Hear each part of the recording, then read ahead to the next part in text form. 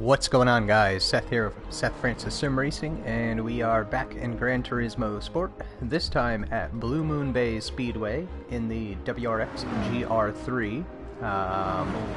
Seems like the WRX is the popular model of choice for this track, so I figured why not go with that. I don't have the 650S GT3. I do have the Mercedes AMG GT GT3. I do not have the 458 Italia. I do have the Mercedes AMG. Oh, I've already said that. And I don't know if I have the Lancer Evolution. I'll have to look. But it looks like the WRX is definitely the popular choice, followed by the Mercedes, followed by the 458 Italia, followed by the Lancer and 650S. But yeah, as I've mentioned in previous oval track streams, or oval style track, there will be no setup control. You can only do, traction control, ABS and whatnot, but there's no, everything is fixed. Suspension, transmission, all that good stuff. And I kind of expressed my feelings on the fixed setups for oval in my previous race. But basically, my view on it is I like and dislike the fixed settings in oval. I like them because I am not a particularly experienced oval racer. I shouldn't say oval racer, I'm not particularly experienced with setting up vehicles for oval tracks. So for me, I kind of like that all the settings are fixed. I don't have to worry about, if I've set up the car properly, or worry about struggling with the setup.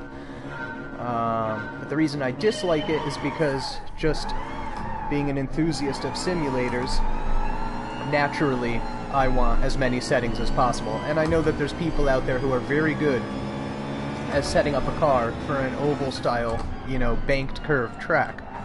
I'm not one of them, but I know that those people are out there, and they may want those settings. And you never know, I may become a much more avid oval racer and start, focusing more on oval-specific setups for vehicles. But, really, while I do enjoy oval racing and iRacing and whatnot, I really prefer road racing overall, and road racing is definitely where most of my setup ability lies.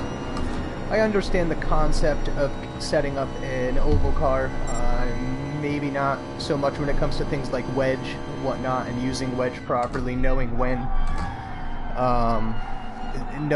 to implement a degree of wedge, but sometimes the lopsided setups, they don't come as naturally to me as a symmetrical road setup. But again, that's just experience. If I spent more time really trying to dial in an oval car, obviously I would get better at the setup procedure. But typically when I race oval, it's in iRacing, and I will just kind of go with the default setup. I'm pretty sure in rookie class in iRacing you can't even adjust the default setup. It's basically fixed for the rookie class. I could be mistaken, but I'm pretty sure that's the case.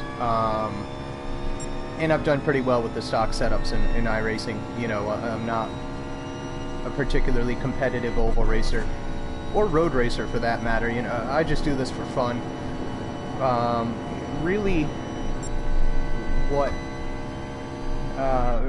was the strongest catalyst which got me into sim racing would be the hardware side of things. If you look back in my YouTube history, my channel started with mods and just little quirky hardware things that I was working on related to sim racing hardware, and that's really where my biggest passion lies. Don't get me wrong, I love getting out on the track, I love using the hardware, but I really enjoy working with the hardware. I plan to start doing reviews on this channel, hardware reviews similar to what other channels do. But yeah, so anyways, just a little bit of useless information and background on myself. Love hardware. So, as I'm sitting here blabbing away, driving slowly like a grandma around this never-ending triangular circle, I am doing so in 11th position. Certainly nothing to write home over.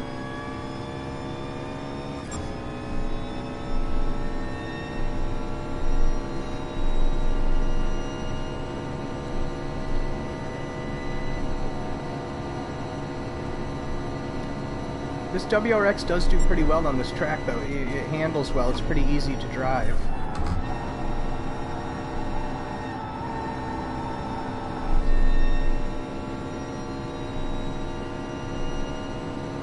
Force feedback feels pretty darn good on this track. You're definitely constantly having to kind of hold it to the right as the car wants to drop down the embankment there on that banked straightaway. You know, like, because as you can see, the pavement is off camber here, and the car has always wanted to drift down this way, so you're having to hold the steering wheel just a bit to the left, you know, just like against the force feedback to keep the car in line. So that's a nice, you know, realistic feature. Shows that the physics in the game are doing what they're supposed to do, because it's a similar, you know, you get a similar effect in any other realistic simulator that has accurate physics. When you're on off-camber pavement, the car's going to want to drift to that direction. And you can actually feel this many times on highways in your road car, you know, just driving around on the streets, either on highways or on a regular road. Most roads are designed at an angle, basically, to where the center of the road comes to a very slight point, and from the center the road kind of slopes downward just ever so slightly. And in some areas it's heavier than others, but usually very slightly, and this is just done so that rain doesn't pool up on the road. It naturally wants to run off the sides. And if you're on a particular road that has a particularly large amount of off-camber angle to it, you can actually feel your car pull in the direction of the slope. Working in garages, I've seen people come in confusing their cars for having alignment issues, when really it's just the natural tendency of the car to want to drift towards the angle of the road, or the, you know, off-camber slope of the road.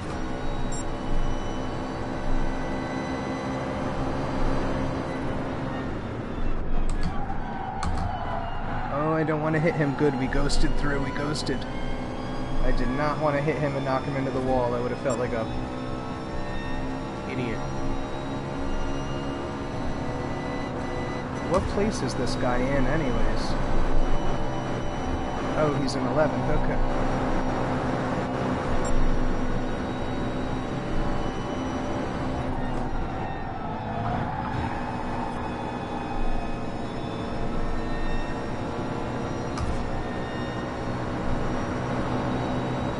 Let's see if I can go for a pass again.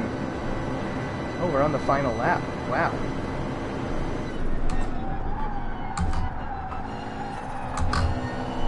Oh, he got around me. Oh, I lost it. Wow, that's terrible.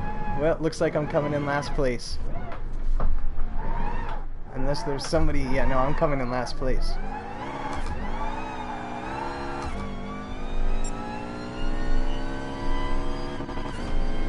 A player sent an image to one of your groups. Yeah, I'm going to be coming in second to last place, it looks like. That is embarrassing, man. I totally lost it right on the last lap. Maybe I can get around this guy, though. He doesn't seem too fast. Didn't mean to bump him like that, but he was kind of all over the place. Alright. Well... oh, man, I made up one of the spaces I lost. All in good fun. All in good fun. Anyways, not sure if I'm going to make another video tonight, so If I don't, that's all for me. Thanks for watching, and I'll catch you tomorrow.